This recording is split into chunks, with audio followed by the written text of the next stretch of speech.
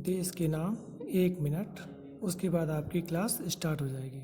हम जिएंगे और मरेंगे ऐ वतन तेरे लिए, दिल दिया है जान भी देंगे ऐ वतन तेरे लिए, दिल दिया है जान भी देंगे ऐ वतन तेरे लिए।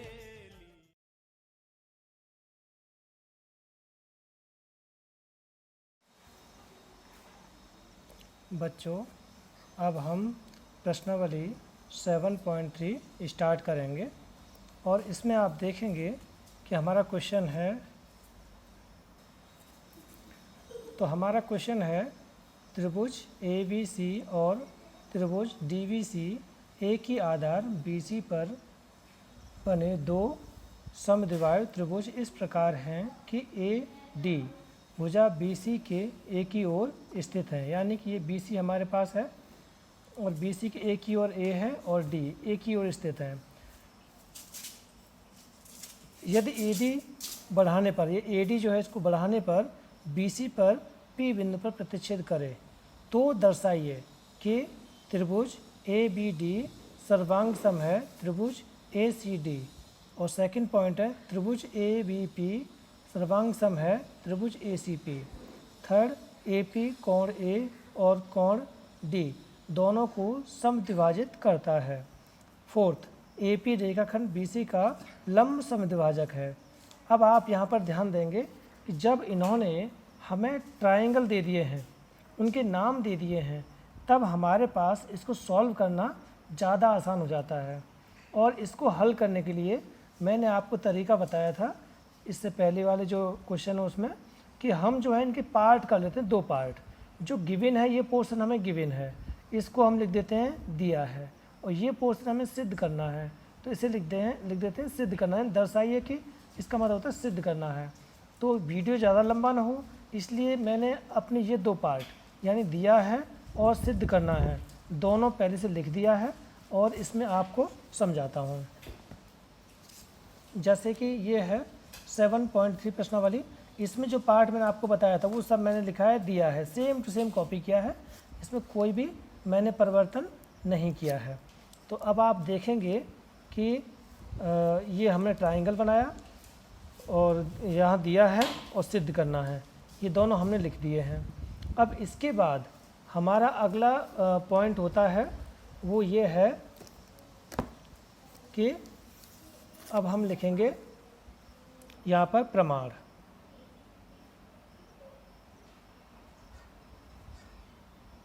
या लिखेंगे उपपत्ति, यानी कि प्रूफ दे रहे हैं। तो जैसे आप देखेंगे कि हमें ये ट्रायंगल उन्होंने बोल दिया है और ये हमें एंगल दिया हुआ है। तो इस प्रकार से हम देखेंगे कि हमारे पास जो भी ट्रायंगल गिवन है उन्हीं का सीधा हम नाम लिख देते हैं फर्स्ट। जैसे कि ये लिखा है तो हमने लिखा त्रिभुज ABD। अब जो सर्वांग सम हमें प्रूव करना है, लास्ट में लाना है, तो इसकी जगह हम लगा देते हैं और त्रिभुज ACD। यहाँ आप देखेंगे हमने दो त्रिभुज लिख दिए। अब इन दो त्रिभुजों की हमें तुलना करनी है। तुलना करने का मतलब है कि क्या चीज़ समान है, उस पर हमें विचार करना है। अब आप देखेंगे कि हमारे पास जो ये दिए हुए हैं ट्रायंगल, तो हमारे पास पहला ट्रायंगल है ABD। तो ABD यानी कि ये वाला पोर्शन उन्होंने हमें प्रूव करने को दिया है। तो हम मान सकते हैं कि ये फर्स्ट ट्रायंगल हो गया और दूसरा ट्रायंगल है ACD, ये हमारा सेकंड ट्रायंगल हो गया। अब इन फर्स्ट और सेकंड ट्रायंगल में हमें केवल तीन चीज़ जानने की आवश्यकता होती है कि वो बराबर हैं अथवा नहीं हैं। उनको जानने के लिए हमें क्या करना पड़ता है कि तुलना करनी होती। कोई तीन चीज़ हमें अगर बराबर मिल जाएगी तो हम ये प्रूव कर देते हैं कि हाँ ये सर्वांग सम है। तो आप देखेंगे अब आगे कि सबसे पहले ABD। तो ABD जो हमारे पास है AB, यहाँ हमने पहले लिखा है AB बराबर है AC, यानी ये वाली भुजा जो है AC के बराबर है और ये वाली भुजा इस भुजा के बराबर है। तो हमें ये दो भुजाएं मिल गई। अब या तो हमें एंगल गिवन हो तो एंगल यूज कर सकते हैं, तो जो हमें सबसे पहले मिल गया उसे हम नोट कर देंगे। तो यहाँ पर हम लिखेंगे ए बी और के जस्ट नीचे बराबर का निशान, और इसमें क्या बराबर है, ए सी, जो हमने गिवन में से लिया है। तो यहाँ हम लिखेंगे दिया है, यानी कि गिवन है। अब नेक्स्ट पार्ट देखते हैं हम। अब जो सेकंड भुजा जो हमने यहाँ से ली है कि बी डी बराबर है डी सी, तो बी डी इसी के अंदर आता है। जिस त्रिभुज का पार्ट है उस त्रिभुज के नीचे लिखते हैं उसको, बी डी बराबर है डी सी। तो यहाँ हम लिखेंगे ये भी हमें दिया है। मैंने आपको पहले ही बोला है, अब देखो हमारा लगभग आधे से ज़्यादा काम हो गया है, क्योंकि जो गिवन था वो हमें मिल गया है। अब हम क्या करेंगे कि इसमें एक पार्ट की हमें ज़रूरत है। तो आप देखेंगे कि जो ये ट्राइंगल है, इस ट्राइंगल में हमारा जो ये साइड जो है ए डी, इसमें भी, इस ट्राइंगल में भी शामिल है, इस वाले ट्राइंगल में भी शामिल है, यानी दोनों में कॉमन है। तो कॉमन को हम हिंदी में लिखते हैं ओवेनिस्ट। तो अब यहाँ लिखेंगे हम, यानी कि ए डी इक्वल है ए डी, और ये क्या है, ओवेनिस्ट, यानी कि कॉमन। अब आप देखेंगे हमें तीनों साइड मिल गई हैं। तो हम अब यहाँ पर जो ट्राइंगल थे सेम कॉपी करेंगे इनको। ट्राइंगल ए बी डी, सर्वांग सम का निशान ट्राइंगल ए सी डी, ये कॉन्ग्रुएंट का निशान है, हमने लगा दिया। अब हमारे कौन सी प्रॉपर्टी लगाई है, यानी कि एस एस एस या फिर एस ए एस, यानी कि भुजा कोण भुजा, या फिर कोण भुजा कोण, या भुजा भुजा भुजा। तो ये हमें जो होता है यही लिखते हैं हम। देखिए साइड है साइड है साइड है, तो हम लिख देंगे एस एस एस और कॉन्ग्रुएंसी। फर्स्ट पार्ट बहुत ही इजीली हो गया आपको, मुझे उम्मीद है कि आपको बहुत अच्छा समझ में आया होगा। अब हम देखते हैं सेकंड पार्ट। जब हमें ट्राइंगल दे दिए जाएं तो हमें ज़्यादा इजी हो जाता है समझ पाना। अब यहाँ हमको ट्राइंगल दिया हुआ है, तो जब हमें ट्राइंगल दिया हुआ है तो फिर से उनके नाम लिख देंगे। तो हम लिखेंगे ट्राइंगल ए बी पी, और यहाँ सर्वांग सम हमें प्रूव करना है, तो ये साइन लास्ट में लेके आना है। तो हम लिखेंगे ट्राइंगल ए सी पी।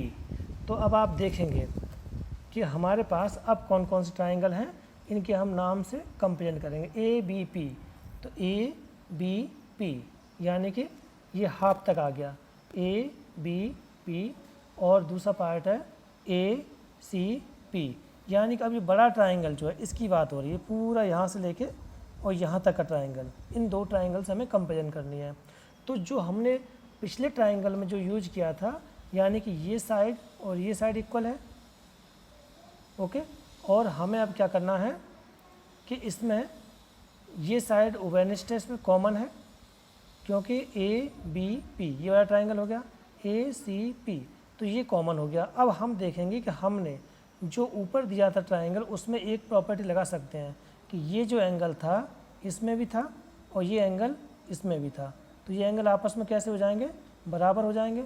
तो हमें यहाँ पर ज़रूरत पड़ी तो हम लिखेंगे एंगल बी ए डी बराबर है एंगल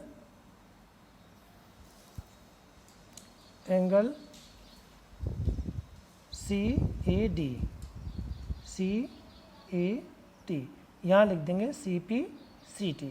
इस सी पी सी टी का तात्पर्य होता है कि सर्वांग सम त्रिभुजों के संगत भाग बराबर होते हैं, यानी कि corresponding part of congruent triangle, यानी कि कॉरस्पॉन्डिंग पार्ट्स होते हैं कॉन्ग्रुएंट ट्राइंगल, यानी कि एक दूसरे से संबंधित होने चाहिए, यानी कि संगत होने चाहिए, उनका लिंक होना चाहिए कुछ न कुछ, तब वो इक्वल होंगे आपके। तो अब हम देखेंगे फिर से आकृति की तरफ चलते हैं। हमारी ये आकृति है और इस पर फिर से हम ध्यान देंगे। तो यहाँ आप देखेंगे कि हमारे पास ए बी, तो हम यहाँ लिख देंगे ए बी इक्वल है ए सी। ऊपर वाले हमने आकृति से लिया है, ये हमने कहाँ से लिया, क्यों लिया, तो हमें दिया है, गिवन है। ये ब्रैकेट में हमें शो जरूर करना पड़ता है कि हमने ये किस आधार पर लिखा है। अब इसके बाद हम ये देखेंगे, हमने बी ए डी और सी ए डी, इसको हम पूरा ट्राइंगल नीचे तक मान सकते हैं, तो हमें यहाँ दिखाना पड़ेगा angle B A D equal है एंगल सी ए डी। तो लिखेंगे ऊपर सिद्ध किया है, यानी कि ऊपर प्रूव किया है। लेकिन जो हमने लिखा है वो एंगल हमारे गिवन ट्राइंगल में हाफ है, यानी कि हमने लिखा है बी ए डी, तो ये तो आधा रहेगा, लेकिन ये लाइन लास्ट तक जाती है, तो इसको हम बी ए पी लिख सकते हैं। चूँकि एंगल तो वही है, एंगल में कोई नो चेंज है, तो यानी कि हम एंगल पूरा शो कर सकते हैं। तो यानी कि हम यहाँ लिखेंगे एंगल बी ए पी बराबर है एंगल। बच्चों अब हमको ट्राइंगल ए बी पी और triangle A C P in दोनों को प्रूव करना है कि ये सर्वांग सम है अथवा नहीं है, कॉन्ग्रेंट है अथवा नहीं है। तो हमारे पास क्या है कि जो गिवन है ए बी बराबर है ए सी, तो हमने ये गिवन था दिया है। अब एंगल बी ए डी और सी ए डी, यानी कि ये वाला पार्ट और ये पार्ट, ये जो है इनके एंगल हैं, ये दोनों क्या है ऊपर सिद्ध किया गया है, जैसा कि ये लिखा हुआ है। तो हम ऊपर सिद्ध कर चुके हैं, तो इसलिए हमें ऊपर सिद्ध किया है, इसलिए हमें एक एंगल मिल गया। अब देखिए जब बी ए डी और सी ए डी एक ही एंगल है, इसको और आगे बढ़ा दें तो एंगल में कोई डिफरेंस आने वाला नहीं है, एंगल वही है।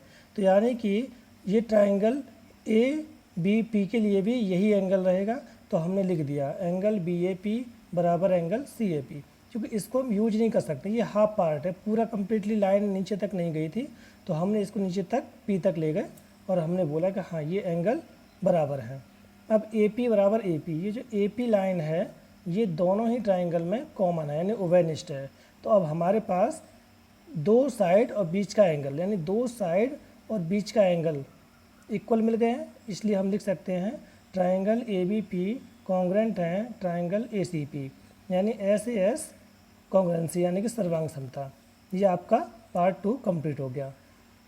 अब थर्ड पार्ट में आपको पूछा गया है कि एंगल बी ए डी और एंगल सी ए डी ऊपर सिद्ध किया है। ये हमने ऊपर सिद्ध किया है कि ये दोनों एंगल कैसे हैं, इक्वल हैं। जब ये इक्वल हैं तो दोनों ही एंगल ए के पार्ट हैं, ये पूरा ए है, इसी के दो पार्ट है। अब यहाँ इक्वल हैं तो हमने उनको ऐड करके दिखा दिया कि ये पूरा एंगल ए को शो करते हैं। अब एंगल ए को शो करते हैं तो हमने बी ए डी और बी ए डी किसी एक एंगल को सेम कर लेंगे, क्योंकि दोनों की वैल्यू सेम है तो हमने उनको एक्सचेंज कर लिया। तो अब 2 बी ए डी इक्वल ए, अब 2 यहाँ मल्टीप्लाई कर रहा है, हमें डिवाइड मतलब ये दिखाना है कि दोनों इक्वल पार्ट हैं, हाफ हैं। तो हम दिखाएंगे therefore A P code angle A को समद्विभाजित करता है, इसी प्रकार ए पी एंगल डी को समद्विभाजित करेगा। ये क्लियर हो गया आपका। अब सेम प्रोसेस आपका फोर्थ में चलने वाला है। हमें पता है, हमने ऊपर सिद्ध किया है ट्राइंगल ए बी पी सर्वांग सम है ट्राइंगल ए सी पी, तो ये हमने ऊपर प्रूव कर दिया है सेकंड पार्ट में। जब वो सर्वांग सम है तो निश्चित तौर पर उसकी जो साइड हैं वो भी कैसी होंगी, सेम होंगी। तो हमने लिखा बी पी बराबर है पी सी, यानी ये पार्ट और ये पार्ट दोनों आपस में बराबर हैं। ये हमने अभी क्वेश्चन नंबर 3 में प्रूव किया है। तो हमने ये लिख दिया बी पी बराबर सी पी समद्विभाज्य हैं, यानी कि दो भाग हैं इसके, और ये सी पी सी टी, यानी कि इस सर्वांग समता से अगर हम कोई चीज़ लेते हैं तो हमें सी पी सी टी लिखना पड़ता है। सी पी सी टी का तात्पर्य है corresponding part of congruent triangle, यानी कि अब हम देखेंगे fourth part, triangle A B P congruent है ट्राइंगल ए सी पी, यानी कि हमने ये ऊपर प्रूव किया है कि त्रिभुज ए बी पी सर्वांग सम है त्रिभुज ए सी पी। अब यहाँ पे हमें क्या है, इसलिए हमारे पास बी पी बराबर सी पी समद्विभाज्य है सी पी सी टी से, यानी कि इसको लिखने की हमें कोई आवश्यकता नहीं है, सिर्फ सी पी सी टी से भी हमारा काम चल जाता। आपकी सुविधा के लिए, आपको समझाने के लिए मैं लिख दिया है। अब हमारे पास angle B P A equal है एंगल सी पी ए, ये भी हमारा सी पी सी टी से, यानी ये वाले पार्ट कैसे हैं आपस में बराबर होंगे, क्योंकि हमने जो ट्राइंगल लिया है ये आपका ट्राइंगल था, यानी ए बी सी, इसको एक लाइन समद्विभाजित करते हुए इस तरह से खींची गई थी डी। तो हमारा ए बी पी, ये पी है हमारा। तो जब ए बी पी और ए सी पी, यानी ये वाला ट्राइंगल और ये ट्राइंगल दोनों आपस में एक सर्वांग सम हो गए, तो सभी भाग इनके बराबर होंगे, कोण भी बराबर होंगे और इनके साइड भी इक्वल होंगे। तो यानी कि ये वाला पार्ट और ये वाला पार्ट भी आपस में बराबर होगा। तो हमने ये लिख दिया कि ये दोनों बराबर हैं। ये क्लियर नहीं है कि अभी 90 है या नहीं, ये हमें प्रूव करना है। तो हमने लिख दिया एंगल बी पी ए और angle C P A C P C T से बराबर हैं। तो ये तो हमने प्रूव कर दिया, जब मैं ऊपर प्रूव कर रहा हूँ तो डायरेक्ट मैंने लिख दिया है। ये शब्दविभाज्य, जो बार बार ये प्रोसेस ऊपर वाली दिखाना है उससे कोई फ़ायदा नहीं था, वीडियो लंबी होती है इसलिए हमने इसे यहीं दिखा दिया है। अब आप देखेंगे angle B P A plus angle C P A बराबर 180, चूँकि इक्वल हैं दोनों एंगल, लेकिन ये वाला पार्ट और ये पार्ट तो हमने दिखाया बी पी ए और सी पी ए दोनों एक ही रेखा पर बने हैं, रैखिक कोण बना रहे हैं, रैखिक युग्म बना रहे हैं, यानी रैखिक जो है लीनियर पेयर बना रहे हैं। तो ये जो लीनियर पेयर जो होता है वो उसका जो सम होता है 180 होता है। तो हमने angle B P A plus angle C P A 180 कर दिया। अब हम क्या करेंगे, किसी एक एंगल को रिप्लेस कर देंगे, क्योंकि दोनों ही एंगल आपस में कैसे हैं, इक्वल हैं। तो हमने इनको रिप्लेस किया तो 2 बी पी ए लिख दिया, 2 यहाँ मल्टीप्लाई कर रहा है, वहाँ जाकर डिवाइड करेगा तो आपका 90 हो गया। दोनों एंगल बराबर हैं तो दोनों ही आपके कैसे एंगल हैं, 90। इस प्रकार से आपका फर्स्ट क्वेश्चन सॉल्व हो जाता है। Thank you.